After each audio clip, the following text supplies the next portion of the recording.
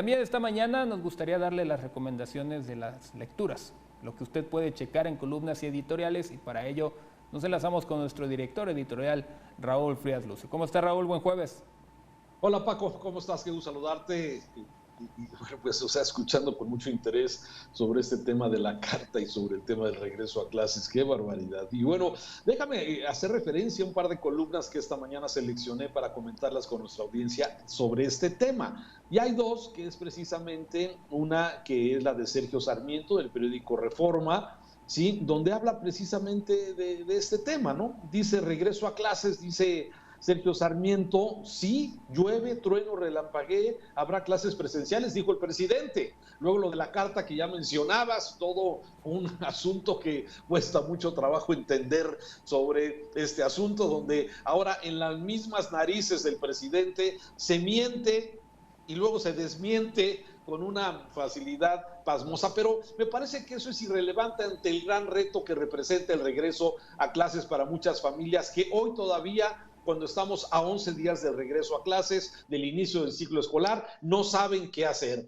Si mandar a sus hijos, si no mandarlos, seguir en el sistema virtual mixto. Y aquí Sergio Sarmiento hace una lectura que me parece muy centrada en este sentido. Dice, la decisión final debe ser de los padres de familia. A nadie se le puede obligar a llevar a sus hijos a la escuela si no quiere hacerlo, pero el gobierno tiene obligación de abrir las escuelas y tomar todas las medidas a su alcance para convertirlas en espacios tan seguros como se pueda en estas condiciones. Y en este mismo sentido está la columna hoy de Paco Ramírez en el periódico Milenio, nuestro compañero director de noticias de Mega Noticias Nacional, y dice Paco Ramírez, y dice muy bien sobre este mismo tema. Dice, urge el regreso a clases, sí, pero ¿cuándo?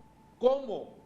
Y también dice la responsabilidad social de entender la gran responsabilidad que ellos implica ante pues toda esta serie de desinformaciones, de falta de una estrategia clara con el asunto de cómo va a ser ese regreso presencial sin una política que el gobierno federal haya señalado. Se dio este decálogo que luego ya no quedó en decálogo, luego ya le quitaron el tema de la carta, pero no queda claro exactamente este regreso, cómo va a ser y si es el momento oportuno. Me parece que hay un consenso general en muchas familias de que urge el regreso presencial para evitar tanto daño, la deserción que ha sido brutal, no se sabe dónde están muchos niños, muchos alumnos, no se inscribieron en el ciclo escolar, dejaron de ir, de tener contacto con sus maestros, y bueno, hay que retomar el daño que ha generado en estas generaciones. Esta pandemia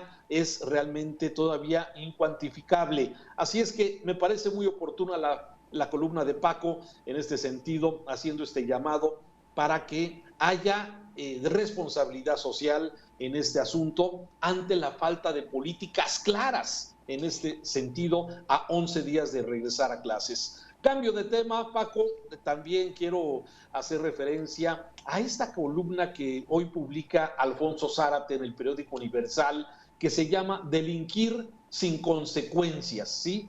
Dice, el dogmatismo de la Coordinadora Nacional de Trabajadores de la Educación está en la esencia de la crisis educativa en Oaxaca, Chiapas, Guerrero y Michoacán.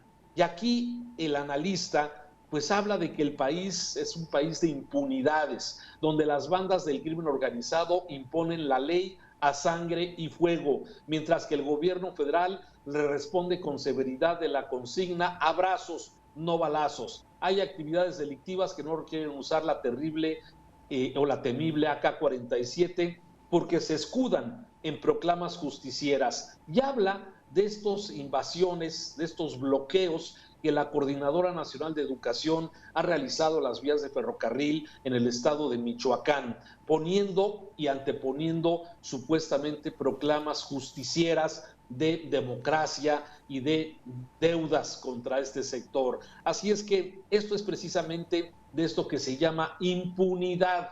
Dice, No sé si el gobierno de Silvano Aureoles no le ha pagado puntualmente a los trabajadores de la educación, pero nada justifica que la manera de exigir los pagos sea imponiendo bloqueos a las vías de ferrocarril, que ya son 14 en lo que va de este año, 200 días de bloqueos en todo el país solo el año pasado, paralizando el tránsito de mercancías que salen del puerto de Lázaro Cárdenas hacia el centro del país y ocasionando daños multimillonarios a muchas industrias ante la complacencia del gobierno. Las secretarías de Gobernación, Comunicaciones, Seguridad Ciudadana y Economía, nadie parece que le importa este asunto con todos los daños que genera, pues desde luego a estas empresas, a la generación de empleo, a la generación de riqueza que tanto se necesita cuando tenemos 55 millones de pobres y que requerirían un trabajo y ingresos suficientes para satisfacer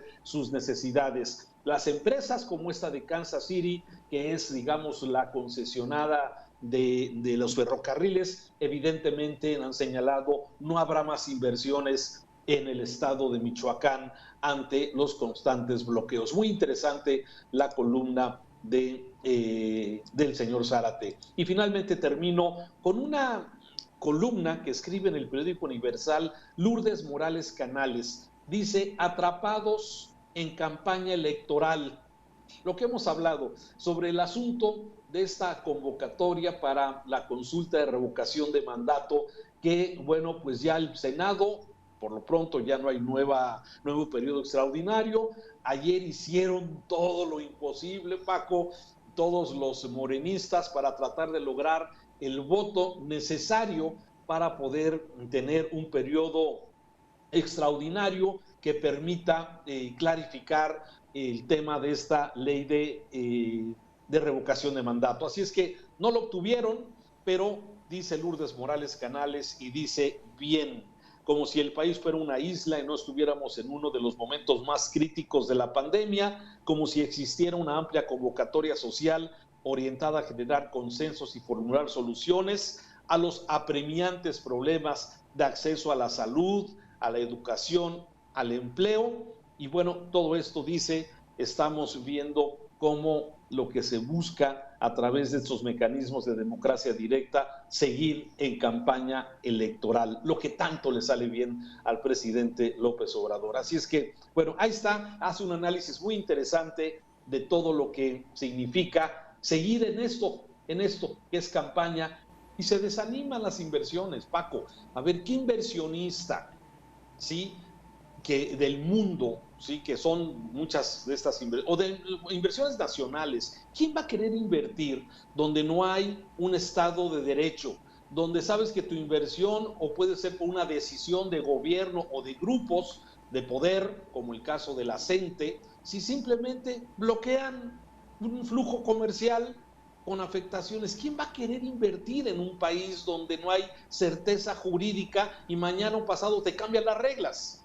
Eso es exactamente una gran desgracia para nuestro país que estamos padeciendo, y que, bueno, en este momento de crisis, de pandemia, de falta de servicios de salud, hombre, lo que se necesita es poder tener mayor posibilidad de mejorar la calidad de vida de los mexicanos, pero a veces parece que en este mundo de muchas ideologías y de una forma, no quiero usar palabras que puedan ofender a nuestra audiencia, pero con ideas viejas, con ideas que no ayudan, la verdad es que nos llevan a esta situación.